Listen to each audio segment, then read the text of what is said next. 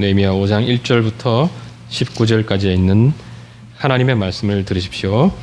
그때에 백성들이 그들의 아내와 함께 크게 부르짖어 그들의 형제인 유다 사람들을 원망하는데, 어떤 사람은 말하기를 우리와 우리 자녀가 많으니 양식을 얻어 먹고 살아야 하겠다 하고, 어떤 사람은 말하기를 우리가 밭과 포도원과 집이라도 저당 잡히고 이 흉년의 곡식을 얻자 하고, 어떤 사람은 말하기를 우리는 밭과 포도원으로 돈을 빚내서 왕에게 세금을 바쳤도다.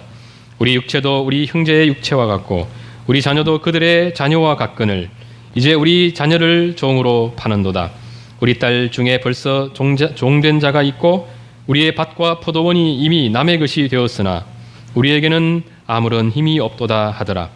내가 백성의 부르짖음과 이런 말을 듣고 크게 노하였으나 깊이 생각하고 귀족들과 민장들을 꾸짖어 그들에게 이르기를 너희가 각기 형제에게 높은 이자를 취하는도다 하고 대회를 열고 그들을 쳐서 그들에게 이르기를 우리는 이방인의 손에 팔린 우리 형제 유다 사람들을 우리의 힘을 다하여 도로 찾았거늘 너희는 너희 형제를 팔고자 하느냐, 더구나 우리의 손에 팔리게 하겠느냐 하매 그들이 잠잠하여 말이 없기로 내가 또 이르기를 너희의 소행이 좋지 못하도다. 우리의 대적 이방 사람의 비방을 생각하고 우리 하나님을 경외하는 가운데 행할 것이 아니냐. 나와 내 형제와 종자들도 역시 돈과 양식을 백성에게 구워 주었거니와 우리가 그 이자 받기를 그치자. 그런즉 너희는 그들에게 오늘이라도 그들의 밭과 포도원과 감람원과 집이며 너희가 구워준 돈이나 양식이나 새 포도주나 기름의 100분의 1을 돌려보내라 하였더니 그들이 말하기를 우리가 당신의 말씀대로 행하여 돌려보내고 그들에게서 아무것도 요구하지 아니하리이다 하기로 내가 제사장들을 불러 그들에게 그 말대로 행하겠다고 맹세하게 하고 내가 옷자락을 털며 이르기를 이 말대로 행하지 아니하는 자는 모두 하나님이 또한 이와 같이 그 집과 산업에서 털어 버리실지니 그는 곧 이렇게 털려서 빈손이 될지로다 하매 회중이 다 아멘하고 여호와를 찬송하고 백성들이 그 말한 대로 행하였느니라. 또한 유다 땅 총독으로 세움을 받은 때 곧 아닥사스다 왕 제20년부터 제32년까지 12년 동안은 나와 내 형제들이 총독의 녹을 먹지 아니하였느니라.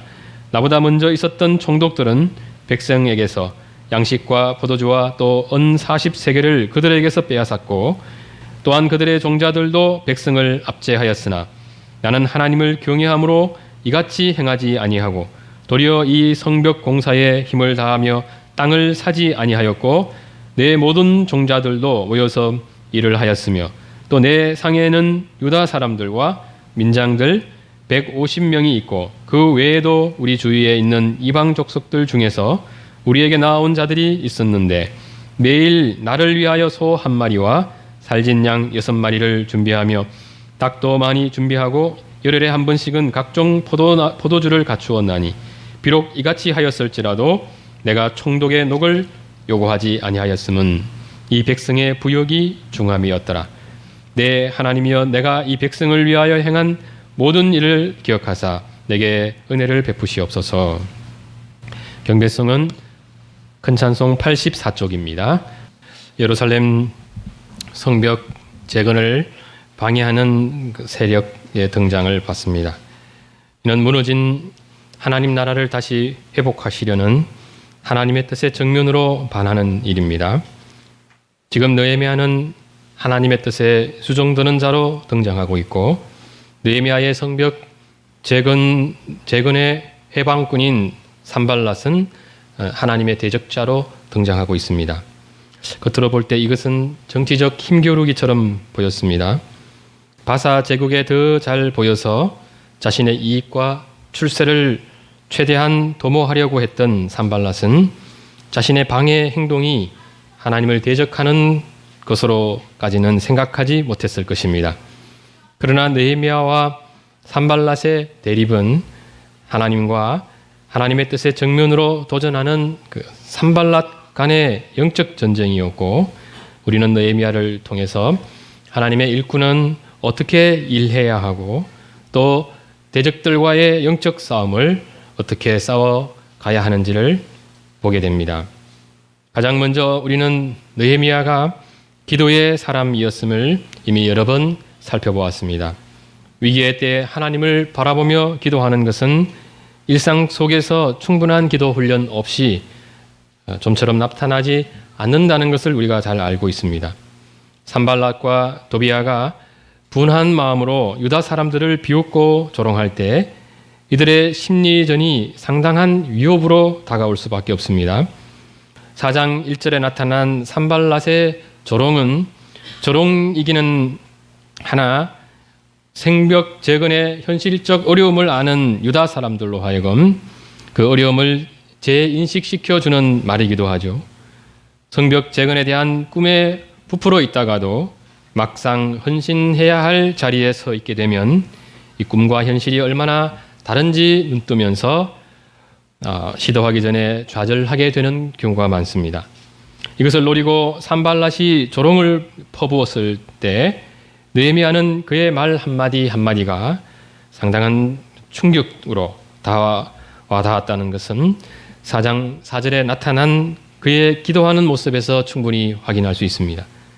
그는 기도함으로 산발랏의 심리전을 무력화시킬 수 있었고 4장 6절에서 보는 바와 같이 성벽 중수는 중단 없이 진행되게 됩니다. 5장 19절에서도 우리는 다시 한번 기도하는 그의 모습을 보게 됩니다.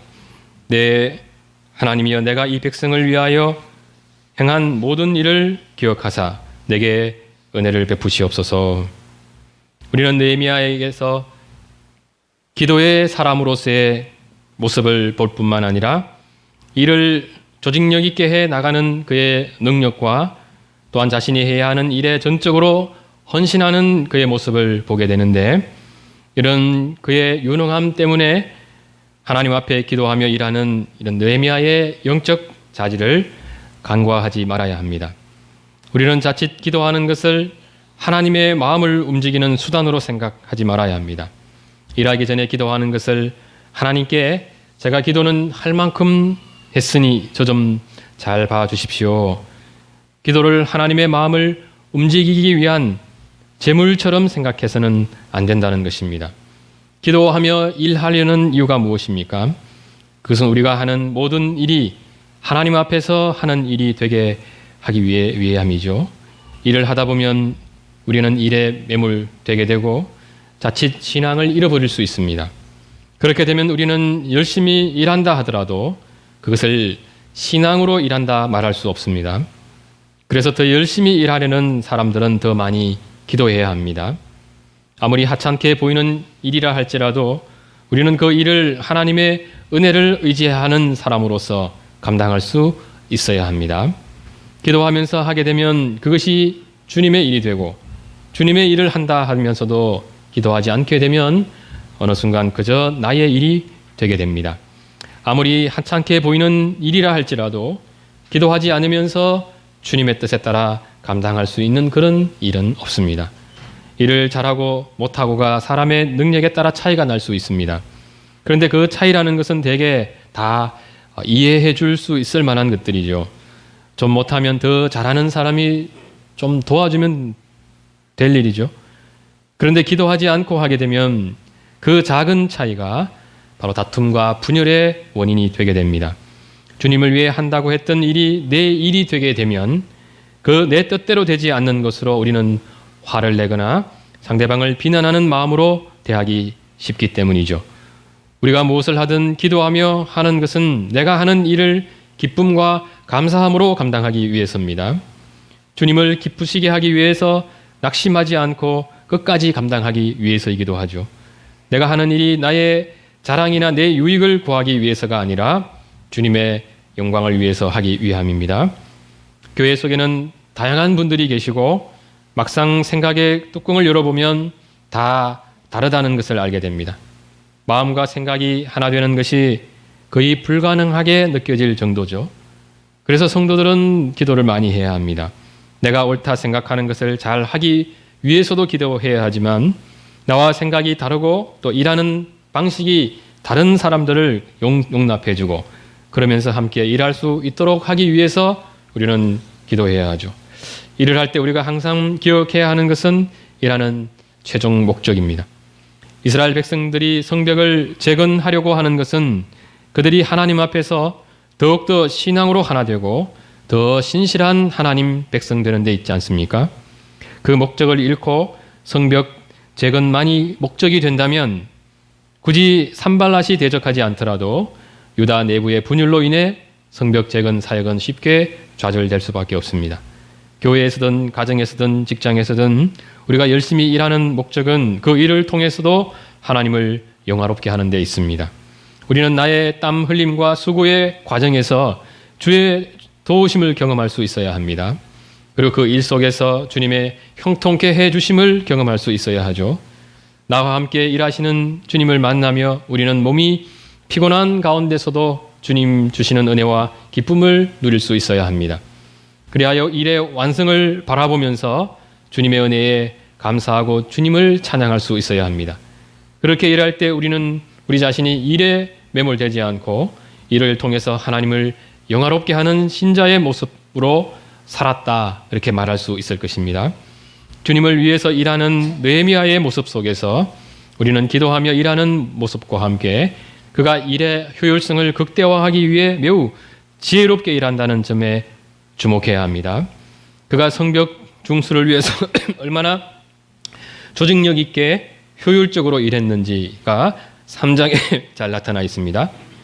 넓은 지역에 걸쳐 있는 성벽 중수를 위해서 성벽과 가까이에 있는 지역의 사람들이 이제 자신들과 가까이 있는 그 성벽 중수를 시작한 거죠. 우리는 2장에서 느헤미야가 사람들에게 아무 말도 하지 않고 이제 밤에 자맹을 통해서 성벽 상태를 자신의 눈으로 주도 면밀하게 조사했다는 것을 알고 있죠. 그리고 예루살렘에 오기 전 이미 성벽 중수에 필요한 자재를 준비해 온 그의 치밀성을 살펴봤습니다. 4장에서 산발랏의 물리적 회방이 본격화되자 그런 창과 칼과 활을 든 파수꾼을 두어 또 성을 방비케 합니다. 아닥사스다 왕의 허락이 있었기 때문에 산발랏이 전면전으로 나올 수 없으리라는 것을 느헤미야는 잘 알고 있었을 것입니다. 그러므로 산발랏이 게릴라전을 산발랏의 게릴라전을 방비할 수 있는 파수꾼을 두고 나머지는 성벽 재건 공사를 계속하게 했습니다. 성벽 재건을 하면서 느헤미야가 가지고 있었던 중요한 전략 가운데 하나는 아마도 가능하면 최단시간 내에 일을 끝마치자 하는 것이었던 것 같습니다. 이 일은 시간 많다고 되는 일이 아니라 이를 얼마나 집중력 있게 하는가가 성패를 가른다, 이런 판단을 했을 것입니다. 그렇게 해야만 성전 재건 사업이 유다 사람들의 생업에 지장을 적게 주게 되고 또 산발랏의 추가적인 공격도 막을 수 있으리라는 것을 그는 충분히 염두에 두었을 것입니다. 그래서였던지 느헤미야는 성을 건축하는 자와 집 나르는 자들이 한 손으로는 일을 하고 한 손에는 병기를 잡게 하면서까지 일을 멈추지 않게 했습니다. 또 4장 22절 23절을 보면 일하는 시간을 아끼기 위해 집으로 돌아가지 않고 아예 일하는 현장에서 잠자는 모습을 보게 됩니다. 그리고 적의 공격 시에는 또 일터가 방비하는 일터가 넓기 때문에 방비하는 그 수비군이 넓은 지역에 이렇게 퍼져 있었을 거 아닙니까? 그래서 적이 공격했을 때 신속하게 그 군인을 징집하기 위해서 나팔까지 사용하게 했습니다. 예수님께서는 우리가 하나님의 일을 할 때 너희는 뱀같이 지혜롭고 비둘기같이 순결할 것을 요구하셨습니다. 우리가 기도하며 일하려고 하는 것은 신앙의 순결함을 지켜가기 위함이죠. 그러나 그것은 동시에 더 지혜롭게 일하기 위함이기도 합니다. 기도하며 일한다는 것은 더 숙고하면서 일하는 것이고 또 빈틈없이 일하는 것이죠. 그래서 일이 가장 잘 되게 하는 것입니다. 그렇게 일하면서 우리는 종종 일의 효율성을 극대화하기 위한 좋은 조직력의 그 중요성과 마주하게 되죠. 느헤미야가 성벽 재건을 성벽과 가까운 지역의 사람들이 자기들과 가까운 그 성벽을 재건하도록 도운 것은 대단히 탁월한 전략입니다. 일의 분배를 정확히 함으로 일하는 사람들의 책임감을 고취시키는 그것은 일의 효율성을 높이는 데 대단히 중요하죠. 우리가 교회의 일이든 또 회사의 일이든 가정의 일이든 일을 해보면 일이 잘 되지 않는 중요한 이유 가운데 하나는 일의 분배의 문제죠. 일이 제대로 분배되지 않으면 열심히 있는 사람도 일을 하지 않게 만들 수 있고 또 게으른 사람은 더 게을러지게 됩니다. 조직의 일원이 작을 때는 한두 사람 열심히 하는 것으로 조직이 잘 유지될 수 있습니다. 그러나 교회 공동체가 커지게 되면 자연스럽게 좋은 조직이 요구되어지게 됩니다. 조직력이라는 것은 기계적 요소가 있는 것이죠. 그런 기계적 요소가 교회 속에 들어오게 될 때 자칫하면 교회가 지닌 그런 유기체성, 생명 공동체로서의 그런 유기체성이 훼손될 위험성이 있습니다. 그래서 교회는 조직화를 추구하면서도 한 가족 공동체성이 훼손되지 않을 그 방안을 함께 고민해야 합니다. 그러면서 효율적인 조직 체계를 만들어 가야 하는데 이때 중요한 요소 가운데 하나가 사역을 명확하게 하는 것이죠. 그러면서 중요한 것이 또 구성원들 간의 원활한 소통이 이루어지게 해야 한다는 점입니다. 이 두 가지 모습이 동시에 나타나기가 쉽지 않죠. 일의 분담이 명확하면 내 일만 또 열심히 하고 다른 구역, 다른 부서를 살피는 일은 소홀히 할 수 있습니다. 그래서 기본적으로는 내가 맡은 사역을 넘어서서 공동체 구성원들 간의 교제가 활발히 일어나는 것이 중요합니다. 느헤미야의 경우 성벽 제거는 그야말로 파트별로 감당하게 했습니다. 그러나 성을 방비하는 일은 나팔을 불어가면서 서로 하나 되어 그 일을 수행했습니다. 교회 전체의 하나됨을 위해서 우리는 예배와 말씀을 통해 그것을 지속적으로 추구하게 되죠. 그리고 구역 모임을 통해서 더 친밀한 사귐을 가지고 또 더 세심하게 돌보는 일을 하게 됩니다.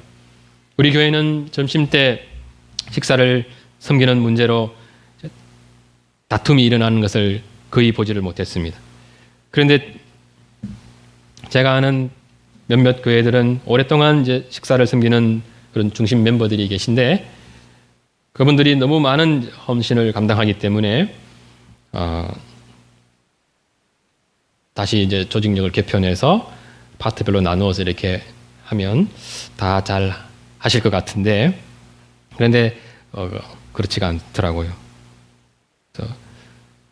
일을 골고루 분배해서 한두 분이 너무 수고하지 않도록 잘 배려했다고 했는데 이상하게 이제 오랫동안 일하신 분들 마음이 상하는 그런 모습을 봤습니다. 그분들은 마치 내가 하는 일을 빼앗긴 것 같은 그런 느낌이 드셨던 것 같아요. 그러면서 성도들이 갈등하고 분열하는 모습을 봤습니다. 그래서 교회가 이런 문제를 해결해 가려고 할 때는 서로서로 충분한 대화 속에 진행되어지는 것이 중요한 것 같습니다. 이런 때는 빨리 하는 것이 도리어 비효율적인 것이죠. 느리게 가더라도 함께 공감하면서 가는 것이 나중에는 더 빨리 가는 길이 될 수 있는 것 같습니다. 구역 모임을 하는 것도 그렇습니다. 교회 전체적으로 획일적으로 우리가 이래라 저래라 너무 강압하지 않도록 주의해야 할 것입니다. 우리 교회는 대개 2달에 한 번 정도 구역 모임을 가지게 되는데 일반적으로 봤을 때는 너무 모임이 적다고 할 수 있겠죠. 그런데도 이것이 우리 교회 형편에 잘 맞기 때문에 하는 것이고 또 각각의 구역마다 형편을 따라 지금 해가고 있습니다. 그래도 최선을 다해서 하려고 하는 그런 열심을 가진 그런 모습은 잃지 말아야겠죠. 그러면서 교회의 형편이 바뀌게 되면 또 그에 맞게 조금씩 변해가면 될 것입니다. 장로교 교회에서 일의 효율적인 분담을 위해서 세운 항존직이 바로 장로와 집사죠. 구역 모임이나 그룹별 성경 공부 그리고 부서별 모임은 할 수도 있고 또 형편에 따라 없앨 수도 있습니다. 식사 당번을 정하는 일이나 청소하는 문제는 교회 구성원의 형편에 따라 언제든지 그 방법을 달리할 수 있습니다. 그러나 장로 교회로서 우리가 항상 유지하고 있어야 할 것은 지난날 사도들이 교회 직분자들을 세운 그 의도를 유지해 가는 것입니다. 장로는 가르치는 장로와 치리하는 장로로 분류해서 우리 교회는 그것을 목사와 장로로 분류하였고, 또 교회의 재정과 구제의 일을 실질적으로 섬기는 집사직을 두게 되었습니다. 목사의 가장 중요한 역할은 말씀을 연구하고 그것을 잘 가르치는 데 있습니다. 그리고 장로의 가장 중요한 역할은 목사를 통해서 교훈된 하나님의 말씀이 각 사람과 또 각 가정에 잘 뿌리 내리고 있는지 살피는 일에 있습니다. 그래서 장로님들은 각 사람이나 혹은 각 가정을 신방하여 성도들과 더 깊이 있는 대화를 하게 되죠. 신앙의 고민을 듣고 그 문제를 위해서 함께 기도하며 함께 해결해 가는 사역을 감당하게 됩니다. 집사의 가장 중요한 역할은 초대 교회가 집사를 세운 목적에 잘 나타나 있는 바와 같이 성도들의 가계를 살피면서 구제하는 일에 힘쓰는 것입니다. 교회의 살림을 잘 살아야겠죠. 교인들 간의 빈부의 차이를 또 파악하고 그것을 없애고 균등케 하는 그 일을 잘 감당해 가야 합니다. 그래서 성도들이 최종적으로는 서로 더 사랑하고 하나 되게 하는 일에 힘쓰는 것입니다.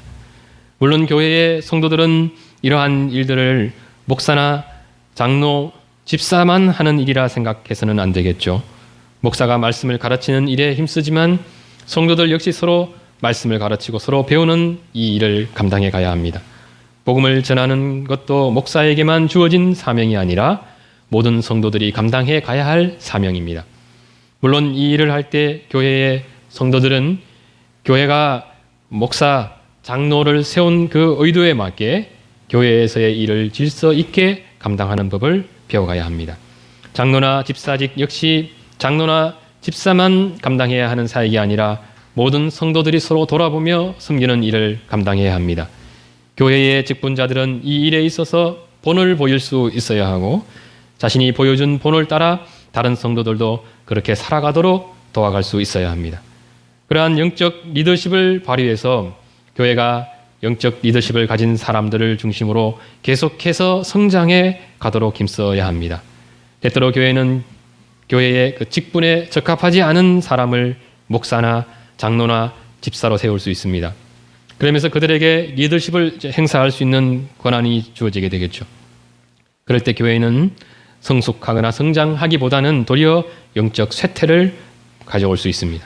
그래서 사도 바울은 디모데서를 통해서 누가 장로 되어야 하고 누가 집사 되어야 하는지에 대한 명확한 기준을 제시해 주셨고 교회가 직분자 세우는 일에 대단히 신중할 것을 요구하고 있습니다. 사실 교회가 직분자를 잘 세우고 또 교회의 직분 각각이 지닌 본래의 의미가 잘 살아난다면 교회는 주님께서 말씀하신 순결과 지혜 이 둘 다를 갖춘 교회가 될 것입니다. 하나님의 말씀과 기도가 교회 속에 충만해서 성도들 심령에 그 헌신에 필요한 은혜가 넘치면서도 교회가 안정되고 효율적인 조직 그 체계하에 교회의 사역들이 성공적으로 이루어질 수 있습니다. 그러나 한국 교회를 보면 이 직분의 구분이 없어진 지가 이미 오래되었습니다. 목사가 장로나 집사의 일을 장로가 집사의 또 일을 구분 없이 하는 경우가 많습니다. 직분의 구별이 있을 뿐 직분의 높낮이가 있을 수 없는데 마치 집사, 장로, 목사 이런 식으로 실질적으로는 계급화되어 있는 모습을 거의 모든 교회에서 보게 되죠. 교회를 처음 개척하게 될 때 이런 모습은 자연스럽게 나타날 수밖에 없습니다. 목사님이 장로, 집사 역할을 다 감당해야만 하는 거죠. 그러나 교회가 성장해서 조직적 요소가 필요한 시점이 되게 될 때 교회들은 교회의 직분론을 잘 세워가야만 합니다. 지금 우리 교회가 이제 그런 시점에 도달해 있는 것이죠. 영적 전투를 수행하는 교회의 모습을 생각할 때 우리가 한 가지 더 생각해 볼 수 있는 교회의 모습은 바로 말씀과 기도와 전도와 봉사 그리고 양육의 요소가 잘 나타나는 모습입니다. 말씀과 기도는 전투하는 교회에서는 적을 공격하는 그 공격적 요소가 가장 잘 나타나 있죠. 그래서 만일 교회 속에 말씀의 역사가 약화되고 기도의 사역이 약화되어질 때 교회는 이 세상 속으로 깊이 침투해 들어갈 수가 없습니다. 기도가 부족하면 확실히 전도해도 전도되지 않습니다. 말씀이 약하면 성도들의 영적 체력이 자라가질 않습니다. 늘 영적 허약 체질이 돼버리는 거죠. 봉사와 성도 간의 섬김이 부족하면 설사 복음을 통해 믿음을 갖게 된 형제라도 그 신앙이 말씀에 깊이 뿌리 내릴 수 없습니다. 신앙이 어린 신자들이 주님을 통해서 은혜를 받게 될 때 그 은혜를 얼마나 지속하도록 돕느냐는 교회 공동체가 얼마나 사랑이 많은가로 판가름 나게 됩니다. 나는 주님을 통해서 큰 은혜를 받았는데 교회의 분위기가 차가우면 그 속에서 그가 받은 은혜는 쉽게 고갈되게 됩니다. 그런데 은혜를 조금 받아도 성도 간의 사랑이 또 풍성하면 그 작은 은혜가 더 큰 은혜의 재료가 되게 되는 거죠. 함께 격려하며 서로 은혜를 나누면서 우리 마음에 주님에 대한 사랑이 충만해지게 됩니다. 신앙이 어린 신자들은 그러한 교회의 따뜻한 분위기 속에서 더 풍성한 은혜를 경험하게 되고 또 풍성한 은혜는 우리 신앙을 말씀에 깊이 뿌리 내리도록 돕게 됩니다. 만일 어떤 교회의 조직력은 약한데 이러한 면들이 잘 살아있다면 그 교회는 부족한 조직력의 문제를 극복하고도 남음이 있을 것입니다. 그러나 아무리 교회의 조직이 훌륭해도 교회 속에 말씀과 기도가 부족하고 또 서로 뜨겁게 사랑하는 모습이 부족하다면 그 교회는 정상적인 교회로서의 역할을 감당할 수 없습니다. 때문에 교회는 조직의 그 효율성을 충분히 고려하면서도 더 힘써 교회 속에 주님의 말씀을 통한 이 은혜가 풍성하기를 위한 그 기도를 부지런히 감당해 가야 합니다. 그리고 조직력의 유무나 조직력의 좋고 나쁘고를 떠나 공동체 구성원 간에 서로 사랑하는 모습을 나타내기 위한 영적 투쟁을 감당해 가야 합니다. 우리가 느헤미야를 통해서 배우게 되는 또 하나의 영적 자질은 바로 느헤미야의 헌신입니다. 이 역시 우리가 지지난주에 잠시 살펴보았습니다. 사장에서도 그러한 모습이 잘 나타나 있고 당시 느헤미야는 총독의 지위에 있었던 사람입니다. 그런데도 4장 22절 23절을 보면 그가 일하는 사람들과 함께 먹고 자고 하는 것을 볼 수 있습니다. 5장에서도 그런 면들이 잘 나타나 있습니다. 1절에서 13절은 가난한 백성의 부르짖음에 대한 느헤미야의 반응이 나타납니다. 백성들이 그들의 아내와 함께 크게 부르짖었습니다. 아내와 함께 부르짖었다는 것은 지금 이들의 문제가 한 가정의 문제라는 거죠. 내 가정이 무너지느냐 무너지지 않느냐 이 심각한 문제에 부딪혀 있습니다. 백성들의 문제는 흉년으로 인해 기근에 시달리는 문제였습니다. 그들은 양식을 얻기 위해 자신들이 지닌 밭과 포도원을 담보로 주로는 경제적으로 풍족한 귀족들과 민장들로부터 그 양식을 구했을 것입니다. 그때 이제 고리대금의 문제가 발생하게 됩니다. 귀족들과 민장들이 너무 많은 이자를 받은 것입니다. 그리고 4절을 보면 왕에게 세금 바치는 문제도 그들의 살림을 더욱 쪼들리게 하는 원인이었습니다. 그렇게 가난에 시달리면서 어떤 경우는 자녀들이 종으로 팔리는 일이 발생하기까지 했죠. 그로 인한 백성들의 부르짖음이 느헤미야의 귀에 들리게 되었을 때 느헤미야의 반응이 7절 이하에 잘 나타나 있습니다. 그는 귀족들과 민장들을 꾸짖으며 말합니다. 8절을 보십시오. 그들에게 이르기를 우리는 이방인의 손에 팔린 우리 형제 유다 사람들을 우리의 힘을 다하여 도로 찾았거늘 너희는 너희 형제를 팔고자 하느냐 더구나 우리의 손에 팔리게 하겠느냐 하매 그들이 잠잠하여 말이 없기로. 그러면서 느헤미야는 그들의 소행이 근본 악하다 질책합니다.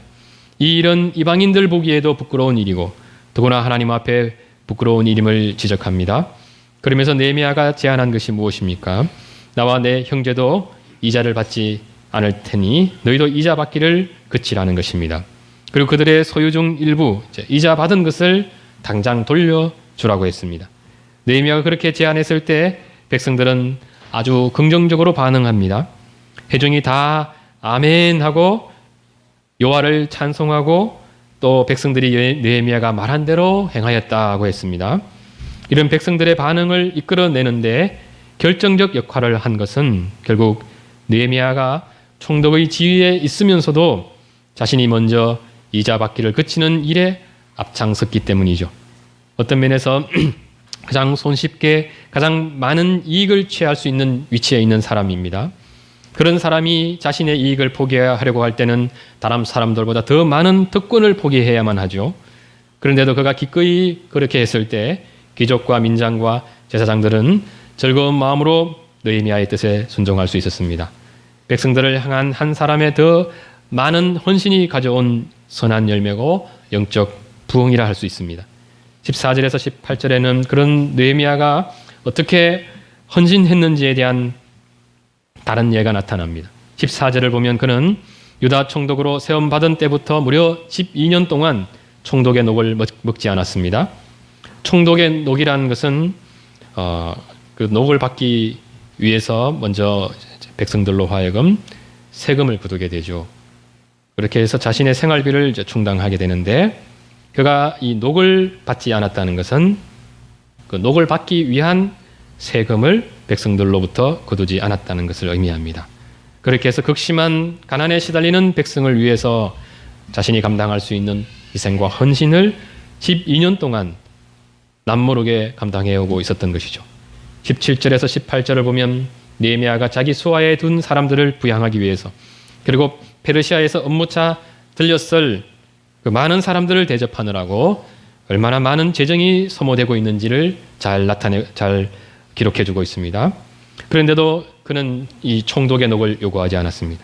그 근본적 이유를 16절에서 다음과 같이 그는 고백합니다.